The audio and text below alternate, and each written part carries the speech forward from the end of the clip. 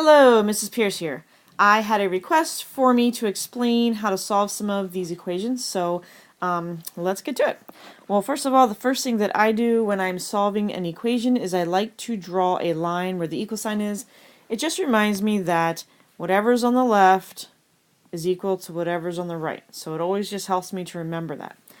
The next thing that I do is I look on the left and I ask myself, is there anything that needs to be simplified? And you notice in this problem, I've got some parentheses and probably some like terms going on. So the first thing that I need to do here is get rid of the parentheses, and I'm going to do that by using the distributor property. So that's going to leave me with 3x minus 21 plus 2x. And on the right hand side, there is no parentheses and no like terms, so I'm just going to rewrite that as 9 minus x.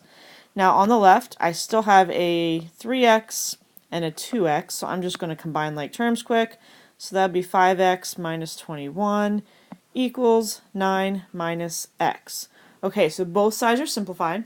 Now I'm going to start solving it actually. And I've got x's on both sides. I am going to add x to both sides. That will eliminate the x's on the right, leaving me with 6x's minus 21 equals 9. Then I'm going to add 21 to get the x's by itself, and that's going to be 6x, those zeroed out, equals, that was a 21 over there, sorry about that, 6x equals 30, dividing both sides by 6, and I get that x is equal to 5. Next. So this one, again, it says solve for x. However, if you notice, there's an x and a y. So this is one of those where we're really kind of rearranging the equation to get x by itself this time. I'm still going to drop a line. I want to get the x by itself. So that means the y is going to need to go to the other side. And I am going to do that by adding the opposite of the 10y. Now notice there's no y's on the right, so I did not line it up underneath the 25, just so that I didn't make a mistake and try to do 25 minus 10. So those cancel out. That leaves me with 5 x's on the left, and then I'm going to write the y's first, just because I like to write the variables first. It is a negative 10y. The 25 is positive, so plus 25. Last thing I'm going to do is to divide everything by 5 to get just the x by itself, and that's going to leave me with negative 2y plus 5. Final answer. Now, just so you know, FYI, if you wrote it in a different order, like if you said it was 5 minus 2y, that's okay too. As long as the 2y is negative and the 5 is positive, you are all good. All right, let's move. Okay, this question, it is asking you to get y by itself, and notice there is an x and a y, so I need to take this x and move it to the other side so that I can solve for y. Again, I'm going to drop a line. I'm getting y by itself, so I'm going to add a negative 9x to both sides.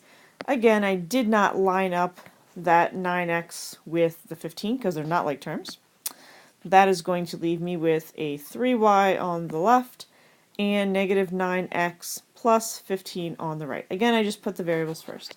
All right, last I'm going to divide everything by 3, and that's going to leave me with y by itself and a negative 3x plus 5 on the right. Now, here's another FYI for you. What's nice about this one is it is in slope-intercept form. So y equals mx plus b, so that would be one reason to try to rearrange it.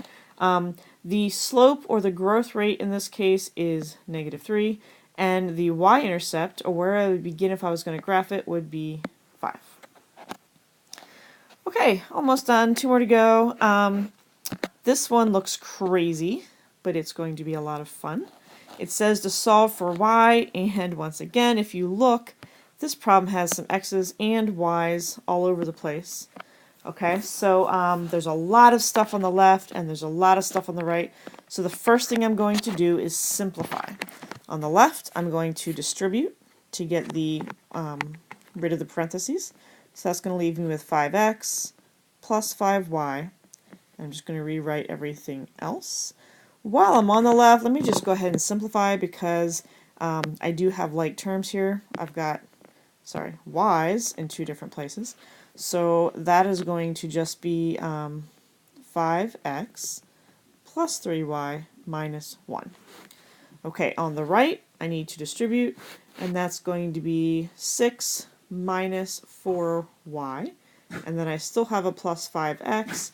Now, if you look at that, it is actually already simplified. Whoops, that's not going to work there. It's already simplified, so I'm just going to rewrite it so that it lines up here, if that's okay with you. 6 minus 4y plus 5x. Now, looking back up here, it wants me to solve for y. That's important that I realize that.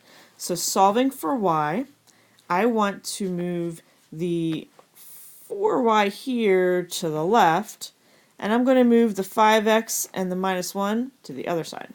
So let's start by getting my y's on the left. I'm going to add 4y. Oops, because that cancels out. That's a y there.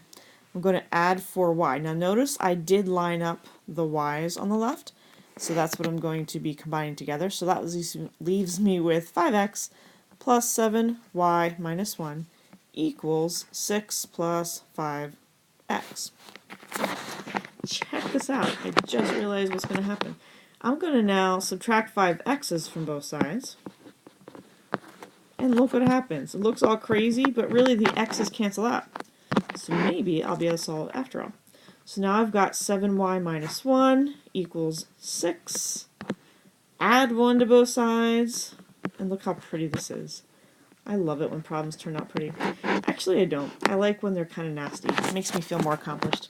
Okay, so then the last thing to do, I don't know if I'm going to show it on my thing, I'm running out of room, but is I'm going to divide both sides by 7, which leaves me with y equals 1.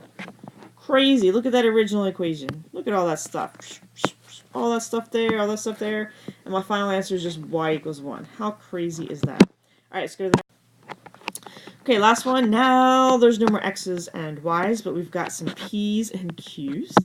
I'm going to, again, drop my line. I need to start distributing. Now this one's a little bit trickier because you see this negative sign here? This negative sign needs to stay with that 2.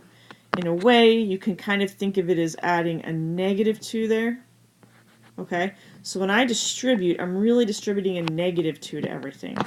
So I'm going to leave the 6. Negative 2 times q is negative 2q. And then negative 2 times, again, look at that, it's really like a negative. Negative 2 times negative 3p is going to be a positive 6p equals 4p. I need to get the p's by itself.